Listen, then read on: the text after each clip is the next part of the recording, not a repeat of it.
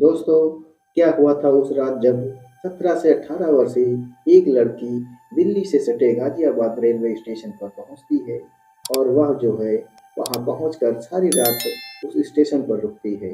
आखिर दोस्तों, वह लड़की इतनी रात को अपने घर से क्यों भागी थी? आखिर क्या वजह हो सकती है? और क्या उसे कोई मारना चाह रहा था? उसके साथ कुछ उस घर में गलत हो रहा था? यह जानने के लिए वीडियो में बने रहे दोस्तों अंत तक। हेलो दोस्तों, नमस्कार। मैं हूँ आपका दोस्त आर के। स्वागत है आपका अपने यूट्यूब चैनल अपनी कहानी में। दोस्तों, चैनल पे नए हैं तो वीडियो को लाइक करके चैनल को सब्सक्राइब कर दीजिए। इससे हमारा मोटिवेशन पावर बढ़ता है। वैसे तो हम सभी अपने जीवन में किसी न किसी से प्यार करते हैं, लेकिन उन सब में सबसे अलग हमारे माता पिता का प्यार होता है। क्योंकि दुनिया में जो बच्चे होते हैं सबसे ज़्यादा अपने माता पिता से लगाव रखते हैं। वैसे ही जो माता पिता होते हैं वो भी अपने बच्चों की खुशियों के लिए दिन रात एक कर देते हैं और अपने बच्चों को दुनिया की सारी खुशी देने के लिए अपने पूरी ताकत लगा देते हैं। दोस्तों, आज की कहानी एक ऐसे पिता की है जो अपनी खुशियों के लिए हैवान बन बैठा था। तो यकीन मानिए, यह कहानी सुनने के बाद कोई भी लड़की किसी पे भी भरोसा करने से पहले 100 बार सोचेगी। दोस्तों, 17 अप्रैल 2024 की सुबह लगभग 8 बजे के आसपास एक 17 से 18 वर्षीय लड़की, जिसका नाम बिट्टो होता है या इसका परिवर्तित नाम होता है। दोस्तों, वह रेलवे स्टेशन मौजूद लोगों से वह लड़की जो होती है अपने ऊपर हुए अत्याचार की गुहार लगा रही होती है, लेकिन वहाँ पर उसकी कोई सुनने वाला नहीं होता है। तभी उसी जगह पर मौजूद एक सज्जन बोले, बेटी, आप जो है पास में एक कोर्ट रूम है, वहाँ पर चले जाओ। वहाँ आपको आपके ऊपर हुए हुए अत्याचार का इंसाफ जरूर मिलेगा। अब 17 से 18 वर्ष से जिसका नाम बिट्टू होता है, वह रेलवे स्टेशन से करीब 11 बजे के आसपास जो है कोर्ट रूम पहुँचती है और फिर वहाँ जज और वकीलों के सामने ऐसी घटना बताती है जिसे सुनकर आपके रोंगटे खड़े हो जाएंगे दोस्तों। और जो वकीलों की team Delhi police ACP Poonam Mishra को कॉल करते हैं और इस बात की सूचना देते हैं, और तभी जो वहाँ की पुलिस टीम होती है एसीपी मिस पूनम मिश्रा के आदेश पर लड़की के परिवार के करीब 6 लोगों को गिरफ्तार कर लिया जाता है, जिसमें उसका पिता, उसका चाचा, उसकी चाची, उसका ताऊ और उसके ताई और एक छोटा भाई होता है। दोस्तों, ऐसी क्या वजह थी जिसकी वजह से इन सब लोगों को ये पीड़िता लड़की ने जो है गिरफ्तार करवा दिया था?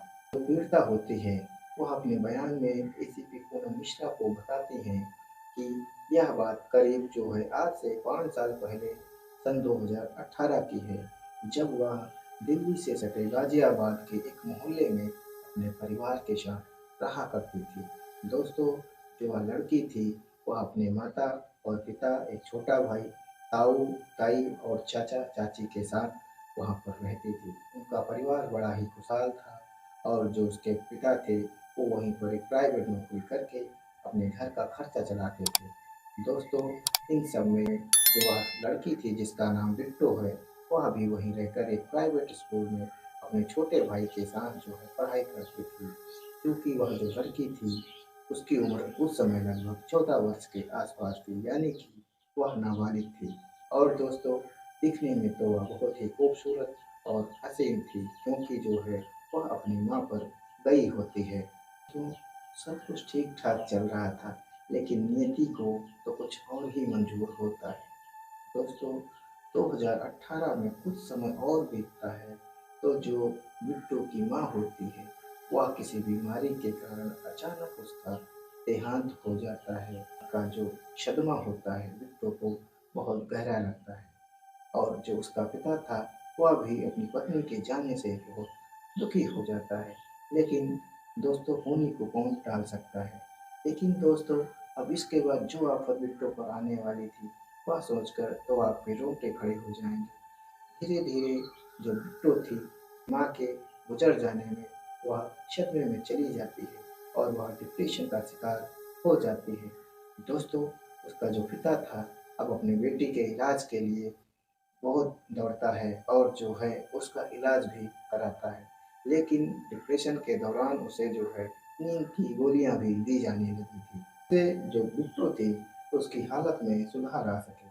धीरे धीरे जो नींद की गोलियां थी वह बिट्टू खाने लगी और नींद की गोलियों को खा करके वह घंटों घंटों सोती रहती। दोस्तों, डिप्रेशन की बीमारी एक ऐसी बीमारी है जिसमें जो है इंसान सही और गलत का पता नहीं लगा पाता, और जो है उसकी दिमागी हालत जो है बिल्कुल भी ठीक नहीं होती है। अब जो बिट्टू थी, इसकी हालत को लगभग धीरे धीरे जो है 15 से 20 दिन बीत चुके थे, और जो बिट्टू थी उसकी हालत जस के तैस थी। अब उसका जो परिवार था, उस बिट्टू का जो परिवार था, उसका जो छोटा भाई था और उसके जो पिता थे, उसे खाना बनाने वाला कोई नहीं होता है। कोई उनके बारे में चिंता कर रहा होता है, क्योंकि जो बिट्टू थी वो खुद बीमार थी, उसे सोचने और समझने की कोई भी शक्ति नहीं थी। धीरे धीरे थोड़ा वक्त और गुजरता है। बिट्टू की जो दिमागी हालत थी वह जो है बिल्कुल भी सही नहीं थी, और एक दिन जो बिट्टू का पिता होता है वह बिट्टू के कमरे में जाता है, और बिट्टू जो है सो रही होती है, और उसका जो कपड़ा होता है बदन का, वो थोड़ा सा खुला रह जाता है। और यह देखकर बिट्टू के पिता की नीयत डोल जाती है, क्योंकि जो बिट्टू होती है बिल्कुल अपनी माँ की तरह खूबसूरत और हसीन होती है। हालांकि उम्र उसकी 14 साल ही होती है, क्योंकि वह नाबालिग थी, इसलिए जो है उसे इस सब चीज़ों के बारे में कोई जानकारी नहीं थी। और जो उसका पिता होता है इस मौके का फ़ायदा उठाता है, और उसके पूरे बदन के कपड़े उतार कर उसके साथ संबंध बनाता है, और उस दुष्कर्म की घटना को अंजाम देता है, और फिर जो है वहाँ से कपड़े वपड़े पहन कर चला जाता है। लेकिन जो बिट्टू थी इस बारे में बिल्कुल भी अनजान थी। उसे कुछ नहीं पता था कि उसके साथ क्या हुआ है। अगले दिन जब बिट्टू उठती है और फिर उसी नॉर्मल ज़िंदगी में रहती है, वह दिन भर अपनी माँ के बारे में सोचा करती थी। लेकिन जो बिट्टू का छोटा भाई होता है, वह अपने पिता को उसके साथ गंदा काम करते हुए देख लेता है। लेकिन वह बेचारा करता भी तो क्या करता, क्योंकि वह बहुत छोटा था, इसलिए वह चुप रहना ही बेहतर समझता था। तो अब धीरे धीरे कुछ वक्त और गुजरता है, तो बिट्टू का पिता होता है वह आए दिन जो है बिट्टू के कमरे में जाता और उसके साथ दुष्कर्म करने लगता। एक दिन दोस्तों, जो बिट्टू होती है बिना नींद की गोलियां लेकर सो रही होती है, और जो बिट्टू का पिता होता है अपने जो गंदी नीयत के माध्यम से उसके कमरे में घुसता है, और बिट्टू के साथ जो है जोर जबरदस्ती करने लगता है। यह देखकर जो बिट्टू होती है उसकी आंखों से आंसू आ जाते हैं और वह रोने लगती है। लेकिन फिर जो बिट्टू का पिता होता है वह उसे धमकाते हुए कहता है कि अगर किसी को कुछ बताया तो तुम्हारी जान ले लूंगा। बिट्टू डर के मारे सहम जाती है। बिट्टू का पिता होता है वह उसे नोचता रहता है। यह सब करने के बाद जो बिट्टू का पिता होता है वह उसके कमरे से निकल आता है, और बिट्टू जो है रोते सहमते हुए कमरे में पड़े रहती है और अपनी जिंदगी को कोसने लगती है। पहले तो वह सोचती है कि आत्महत्या कर दूं, लेकिन फिर वह अपने छोटे भाई के बारे में सोचती है, और इसलिए वह आत्महत्या नहीं करती है दोस्तों। अब जो बिट्टू का पिता होता है वह धीरे धीरे जो है बिट्टू के साथ लगातार जो है अवैध संबंध बना रहा होता है। इस तरह से जो है बिट्टू अपनी जिंदगी में ही घुटती रहती थी। अब जो उसका पिता होता है बिट्टू की आदत उसे पड़ चुकी होती है, इसलिए वह बिट्टू को जो है बाहर निकलने भी नहीं देता था, जिससे कि उसका भांडा फूट जाएगा। और एक दिन जो बिट्टू का पिता था उसने तो हद ही कर दी, बिट्टू के जो है बाल कटवा दिए और उसका सर भी मुंडवा दिया था। बिट्टू की हालत बहुत खराब हो चुकी थी, और जो बिट्टू थी 3 महीने बाद लगभग प्रेग्नेंट हो जाती है। अब इस बात की जानकारी जो है यह अपनी चाची को देती है, और जो चाची होती है वह उसे चुप कराते हुए जो है बिट्टू को मुंह बंद करा देती है, और सहारनपुर के एक हॉस्पिटल में ले जा करके बिट्टू का अबॉर्शन करवा देती है। और फिर वह बिट्टू के साथ में मोदी नगर थाने जा करके अपने पिता के खिलाफ कंप्लेन दर्ज करा देती है। लेकिन दोस्तों, जो बिट्टू का पिता होता है वह थोड़ा पैसे दे करके मोदी नगर थाने में जो है उसके खिलाफ चल रहे केस को बंद करवा देता है। दोस्तों, अब जो बिट्टू होती है वह जो एफआईआर दर्ज कराई होती है उस पर बिना कार्रवाई करते हुए जो है उसका पिता बरी हो जाता है। यह सोचकर बिट्टू और भी दुखी हो जाती है।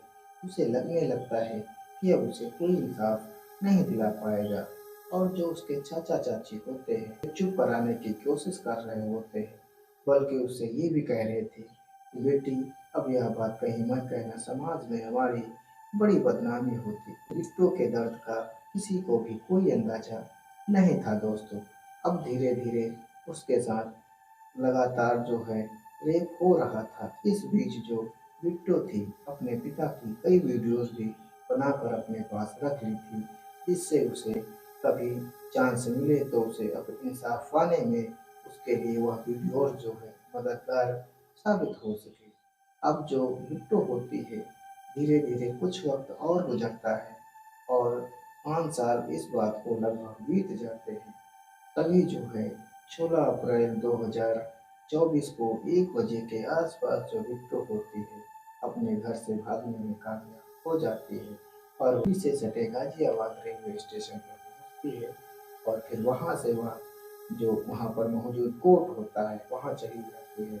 वहां से अपने इंसाफ की मांग करने लगती है और वहां पर वकीलों को यह बताती है कि मेरे साथ मेरा ही पिता लगभग 5 सालों से मेरा रेप कर रहा है, मुझे इंसाफ दिलाने की कृपा करें।